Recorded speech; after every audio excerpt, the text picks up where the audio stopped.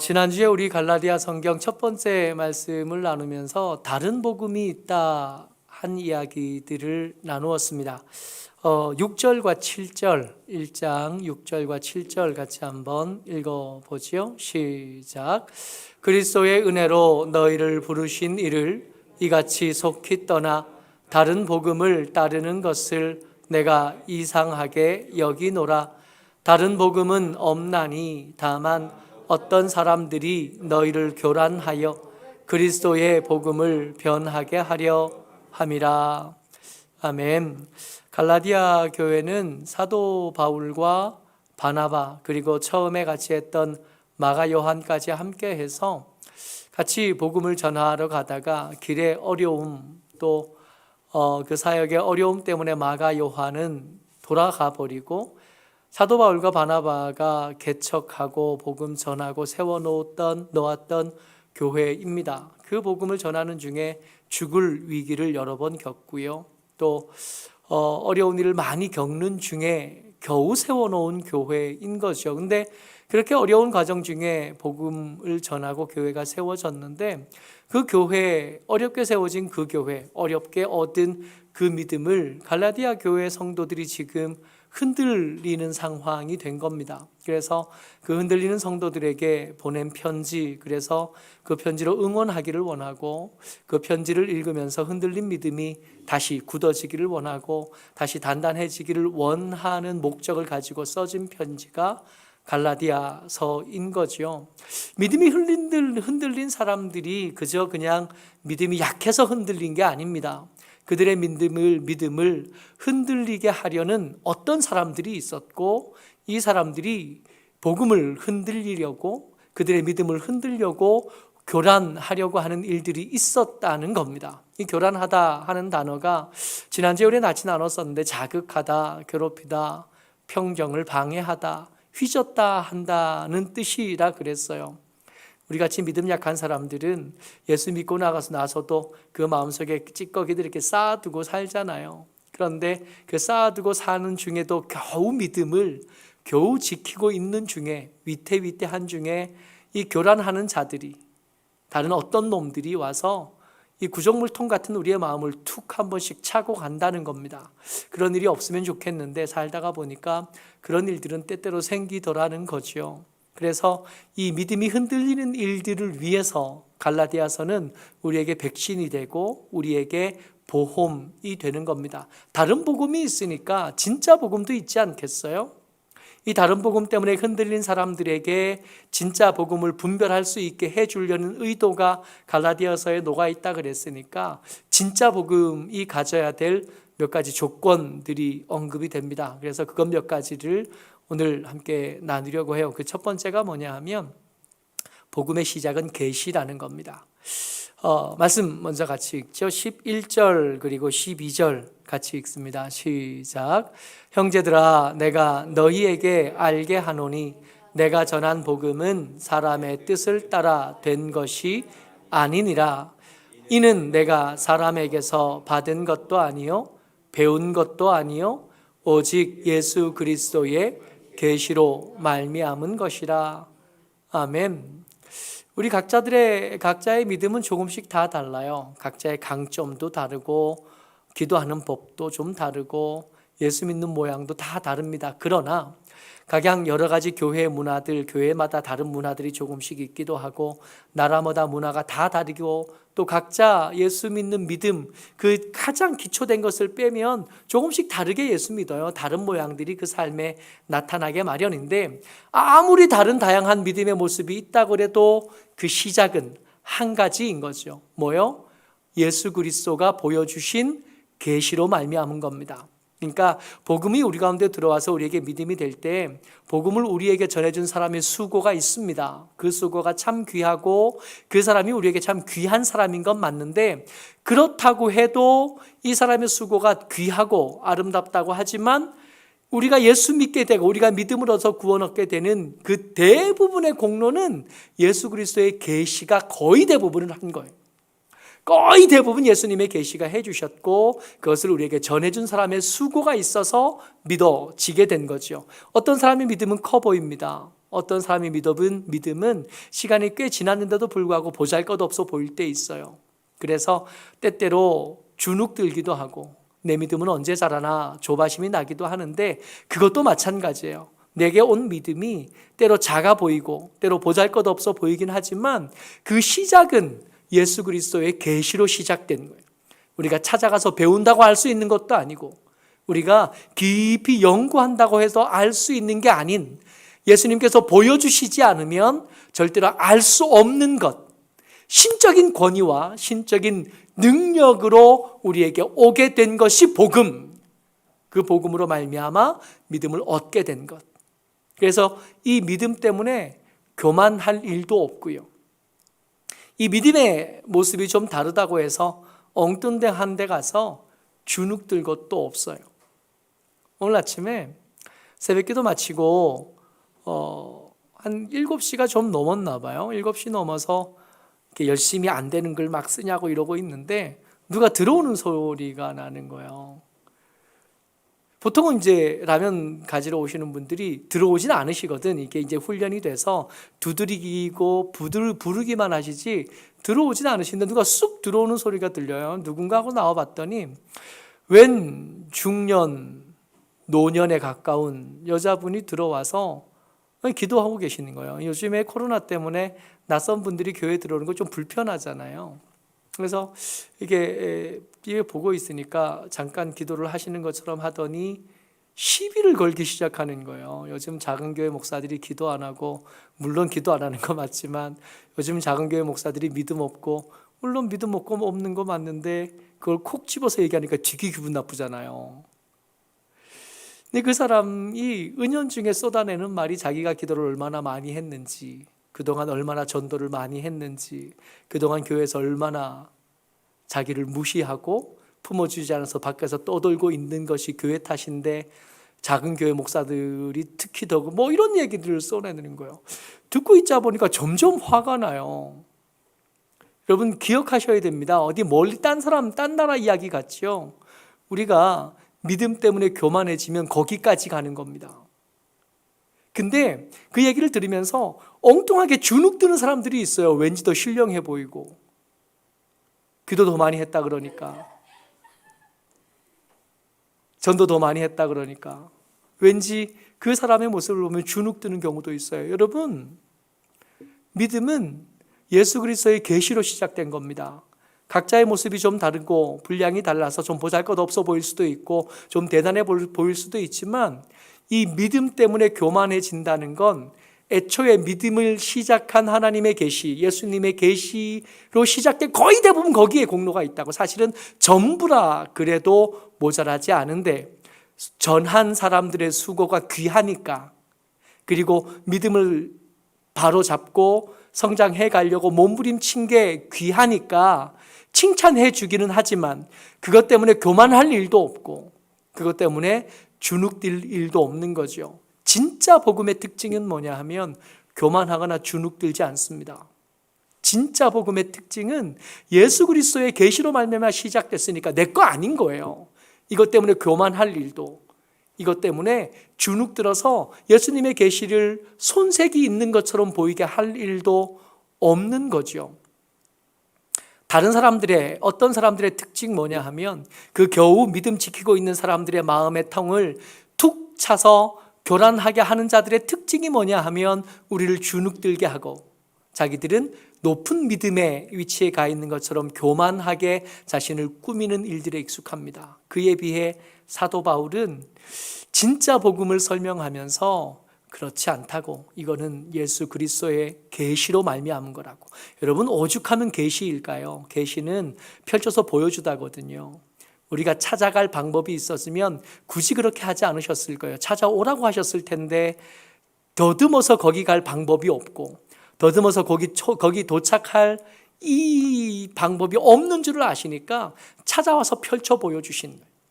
찾아와서 못자국 보여주시는 거예요. 굳이 거기 안 오겠다는 사람 기꺼이 기다려서 기꺼이 그 못자국 보여주시면서까지 보여주시연, 그래야 믿음을 얻겠으니까. 다시 한번 말씀드립니다. 믿음 때문에 교만할 일도 없고요, 믿음 때문에 주눅들 일도 없습니다. 우리가 가진 믿음은 예수 그리스도의 계시로 말미암은 거예요. 얼마나 위대한 은혜로 시작된 건데 내 모습이 좀 모자라다고 해서 그거 부족하지만 주눅들지 않아도 돼요. 예수 그리스도 앞에서 힘내고 그 은혜 가운데 붙어서 하루하루 살아내면 그것으로 족합니다. 진짜 복음의 특징, 조건 뭐라 그래도 좋은데 두 번째는 경험이 필요해요. 여러분, 사도 바울이 구약 성경에 대해서는 누구보다도 더 전문가이잖아요. 성경을 몰라서 예수님을 못 믿은 게 아니에요.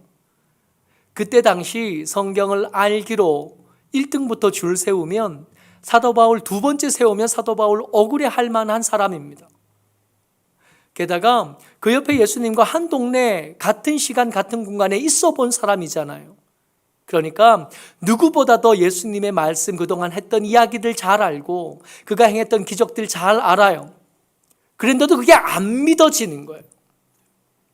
예수님에 대한 정보가 부족해서 우리가 예수를 안 믿는 게 아닙니다. 예수님에 대한 지식이 부족해서 믿음이 부족하냐고요? 아니요. 우리가 아는 많은 사람들이 우리보다 더 똑똑하고 우리보다 더 많은 정보를 가졌지만 믿음을 얻지 못한 사람 우리 주변에 얼마든지 있어요. 사도 바울도 마찬가지였습니다. 13절 말씀 같이 읽지요. 시작. 내가 이전에 유대교회에 있을 때에 행한 일을 너희가 들었거니와 하나님의 교회를 심히 박해하고 멸하고. 사도 바울은 예수님의 제자들로부터 세워진 교회를 박해하던 사람. 여기서 박해하다 그랬는데 옛날 개혁 성경에는, 개혁 한글 성경에는 잔멸하다, 잔해하다라고 썼었습니다. 오히려 그 어감이 더 잘 맞는 것 같아요. 하나님의 교회를 박해하던 사람이었어요. 그 하나님, 예수님을 믿는 사람들을 한 사람이라도 더 빨리 없애야 믿음이, 교회라 그러면 이상하죠. 유대교가 더 건강해지고 하나님을 향한 신앙이 더 아름다워질 거라고 확신하는 사람이었습니다. 그런 사람이 바뀌게 된 건 지식이, 전에 알지 못하던 지식을 갑자기 더 알게 된 게 아니라, 새로운 정보를 알게 된 게 아니라 예수님이 그를 찾아와 주셔서 만나 주신 그 장면들을 사도 바울은 그가 쓰는 편지, 기회가 닿을 때마다 계속해서 반복해서 자기의 부끄러움일 수도 있는데 끊임없이 반복해. 왜냐하면 자기가 교회를 박해하는 사람들에서 복음을 전하는 사람으로 바뀔 수 있는 가장 중요했던 날들, 가장 중요했던 시간이 이 시간이었거든요. 사도행전 9장 4절 말씀입니다. 교회를 박해하기 위해서 공문서를 받아가지고 다메섹 가다가 다메섹이 눈앞에 보이는 어디쯤에서 갑자기 강렬한 빛이 그를 둘러 비춘 겁니다. 그 빛에 놀라서 엎드러졌는데, 같이요. 시작. 땅에 엎드러져 들음에 소리가 있어 이르시되 사울아 사울아 내가 어찌하여 나를 박해하느냐 하시거늘. 아멘. 이러고 나서 바뀐 거예요. 충분히 이해했냐고요? 아니요. 아직 이해가 안 되는 말씀들은 엄청나게 많았을 겁니다. 말씀을 향한 지식이 더 많으면 많을수록 이 말씀이 어렵고 이 말씀이 해석이 안 되고 이 말씀이 무슨 말인지 정확히 몰라 고민하는 것들이 더 많았을 거예요.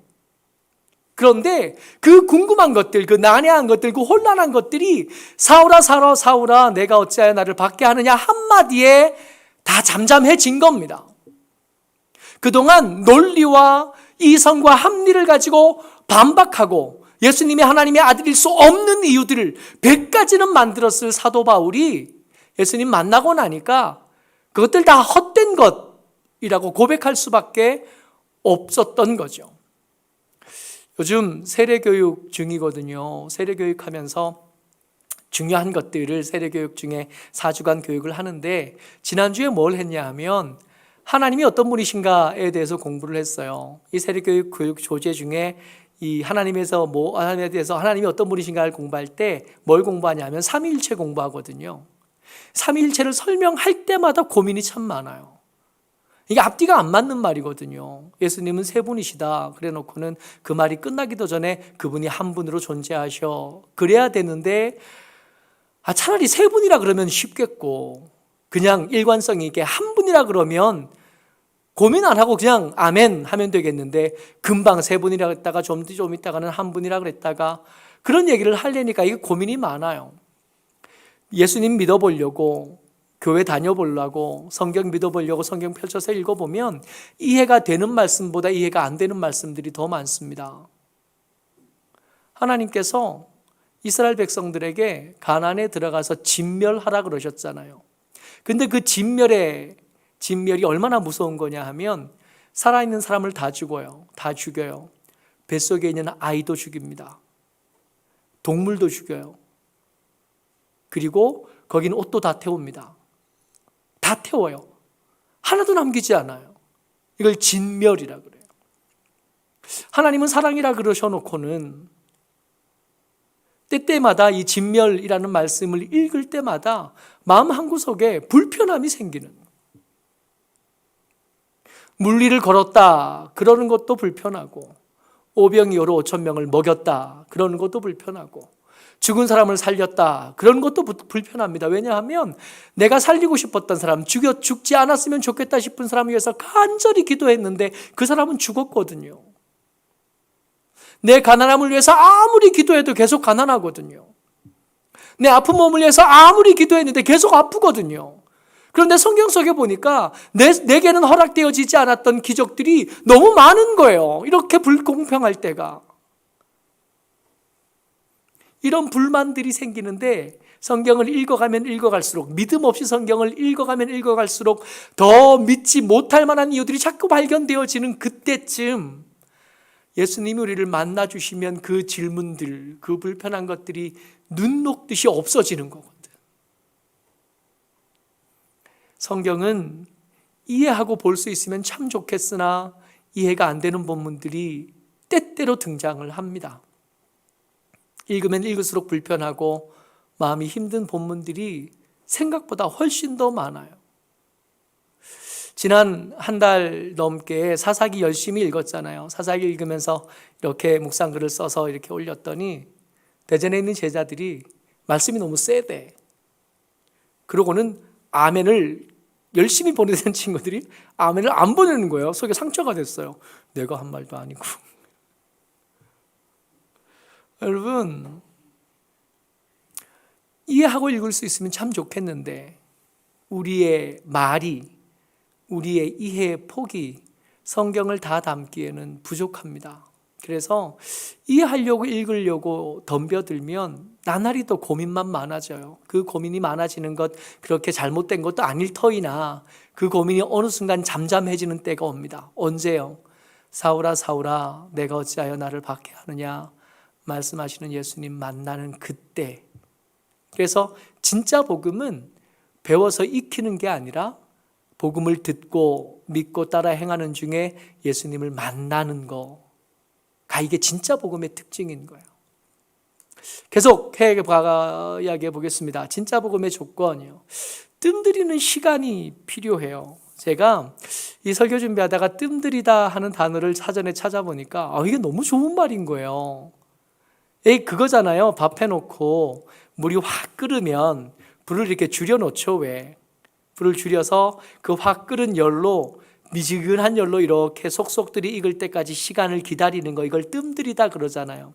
근데 이 뜸들이다가 밥할 때도 쓰지만 밥할 때만 쓰는 게 아니라 사람을 다룰 때도, 그리고 생각과 어떤 일을 다룰 때도 이것을 적용할 수 있더라고요. 제가 써왔는데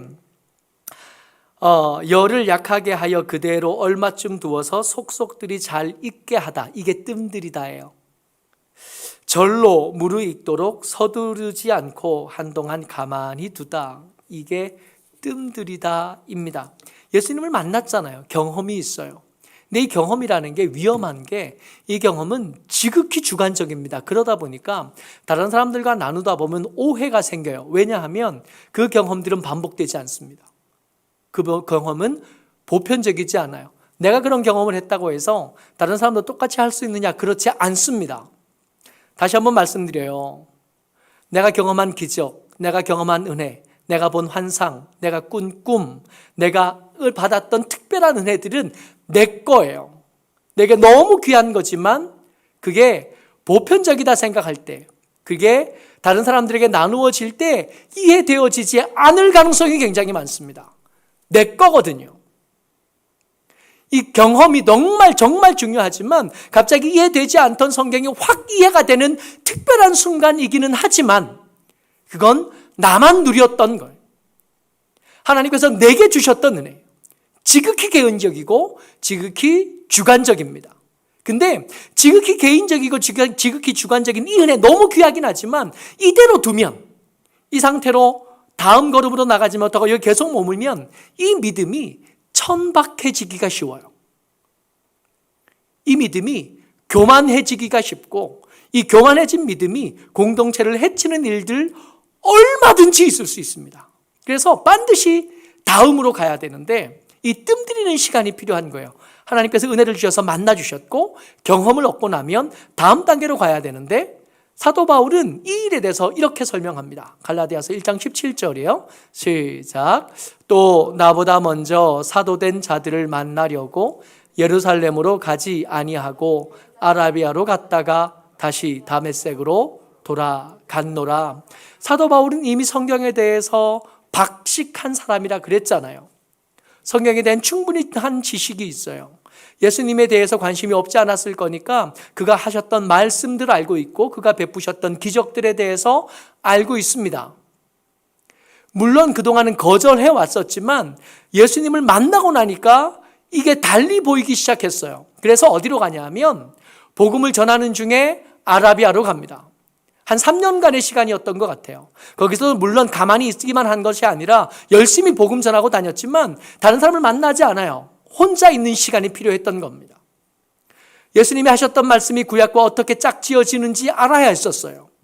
그때는 내가 왜 거절할 수밖에 없었는지, 지금은 어떻게 이 구약의 말씀이 예수님이 하셨던 말씀과 연결되어지는지 혼자 생각하고 읽고 묵상하는 시간이 필요했던 거예요. 경험이 말씀, 계시된 말씀과 이렇게 짝지어지는 시간이 필요하다고요.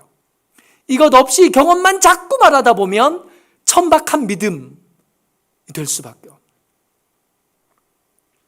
혼자 말씀을 읽는 시간이 필요해요.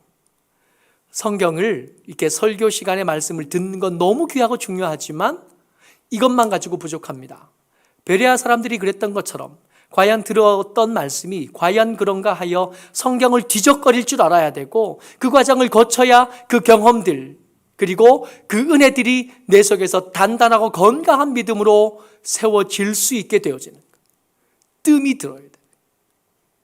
어쩌록 저와 여러분들이 이 경험과 말씀의 그 경험들을 비추어 단단하게 만드는 일들에 균형되어지시기를 주의 이름으로 축복합니다. 말씀으로 너무 치우치면 이 사람은 차가워져요. 차가워져서 이 차가움이 주변을 뻑뻑하게 만듭니다. 경험에 너무 치우치면 이 사람의 가슴은 너무 뜨거운데 비해 바닥이 시원치 않으니까, 기초가 시원치 않으니까 쉽게 흔들려서 천박해지기가 쉬워요. 두 가지다. 기도하는 사람들은 성경으로 기울어지려고 애를 쓰고, 성경을 읽는 사람들은 기도하는 사람이 되려고 애를 쓰고, 이 두 가지를 양손에 붙잡고 칼날 위에 계란을 세우는 것처럼 그런 긴장감을 가지고 신앙생활을 해가는 거죠. 이게 진짜 복음의 특징인 겁니다. 진짜 복음의 조건 또 하나요. 복음은 공동체 안에서 건강해요. 혼자 믿음이 아무리 좋아도 공동체의 울타리 안에 들어가 있지 않으면 이 믿음이 사실은 그렇게 힘이 생기지도 않고 건강하지 않을 가능성이 굉장히 많습니다. 사도 바울이 이 지금 자기의 부끄러운 것, 잔해하는 자가 됐고 박해하는 자가 됐다가 지금 내가 이렇게 복음을 전하는 자가 됐다는 이것들을 자랑스럽게 말할 수 있었던 것은 그가 교회 안에, 공동체 안에, 조직 안에 속해 있었기 때문이에요. 1장 23절, 24절 같이 읽습니다. 시작. 다만 우리를 박해하던 자가 전에 멸하려던 그 믿음을 지금 전한다 함을 듣고 나로 말미암아 하나님께 영광을 돌리니라. 아멘. 사도 바울의 이 간증, 사도 바울의 귀한 믿음이 어디로 떨어지냐 하면 교회를 건강하게 만들고 교회를 더 힘있게 만들고 교회에 속한 사람들이 하나님의 영광을 드러내는 일의 재료로, 양념으로 그렇게 쓰여지는 겁니다. 우리 믿음의 이야기가 말이에요. 우리가 하나님을 경험하고 하나님을 만나고 말씀으로 그 경험들이 든든해지고 그리고 하나님의 계시로 얻은 이 믿음으로 살아가는 이 일들이 공동체와 연관되어 있어야 되고 그 은혜 안에 그 울타리 안에 이렇게 잘 들어와 있어야 되는 거예요. 교회 안에 문제들 많아요.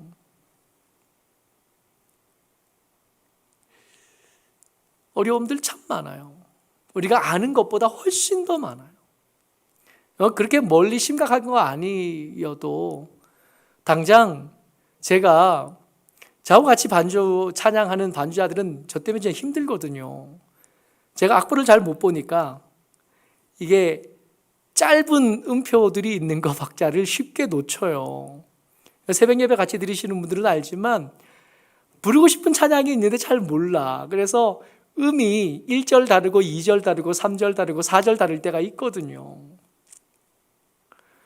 이런 찬양하는 인도자를 반주해야 되는 반주자들은 힘들어요. 시험들이 많아요. 옛날에 우리 이현미 권사님 반주하다가 피아노 쾅 쳤던 적이 있었어요. 같이 한다는 일이 결코 쉽지 않습니다. 그런데도 이 같이 하는 일을 우리가 그럼에도 불구하고 계속 해나가고 잘하려고 몸부림치고 애써야 되는 이유가 뭐냐 하면 우리의 믿음이 이 울타리, 공동체를 벗어났을 때 건강해지지 않을 가능성이 높고 위태로워지고 그리고 위험해지기 때문에 그래요. 그러니까 이 우여곡절 많은데도 어떻게든 맞춰보려고, 어떻게든 함께 살아보려고, 어떻게든 붙잡아 보려고, 어떻게든 세워보려고 애쓰는 거죠. 그리고 그 애씀이 하나님의 기뻐하심이 되는 줄을 믿는 거고 하나님의 도우심을 구하고 이렇게 살아가는 거거든요. 여러분 한번 정리를 해봅니다. 진짜 복음에는 다른 복음과 달리 특징들, 갖춰야 될 조건들이 있어요. 이 복음은 하나님으로부터 시작된 겁니다. 그래서 이 복음, 이렇게 얻은 믿음으로 교만해지거나 주눅들지 않아도 돼요. 우리 목보다, 우리가 한 것보다 이 믿음을 얻기 위해서 하나님이 해주신 일, 예수 그리스도께서 하신 일이 거의 대부분이기 때문에 거의 그 계시에 기대어 있기 때문에 교만할 필요도 없고 교만할 일도 없고 주눅들 일도 없고 주눅들지 않아도 돼요. 두 번째, 이 복음의 말씀, 하나님의 말씀이 이해되지 않는 것, 마음에 거슬리고 불편한 것들이 많은데 그럼에도 불구하고 예수님을 만나는 그 만남이 하나님께서 주신 은혜가 이 불편한 것들을 잠잠하게 하는 때가 온다는 겁니다. 그러니까 기도 제목으로 하나님, 이 불편한 말씀이 예수님을 만나는 이 말씀이 내 속에 살아서 움직이는 역사가 내 속에 일어나게 하여 주옵소서. 마땅히 기도해야 되고 그 기도에 응답하시는 하나님이신 겁니다. 경험할 수 있는 말씀이라고요. 그 경험들이 우리가 뜸들이는 시간을 통해서 말씀으로 다시 돌아가서 단단해지는 과정을 거쳐야 복음다워지고요. 그리고 이 복음으로 만들어진 이 믿음, 이 복음은 공동체 안에 있을 때 건강하고 공동체 안에 있을 때 아름답습니다. 모쪼록 저와 여러분들의 믿음, 우리의 복음이 주의 은혜 가운데 건강하기를 바라고 주의 은혜 가운데 단단한 기초 위에 그 더 높고 아름답게 세워지게 되시기를 주의 이름으로 축복합니다. 아멘.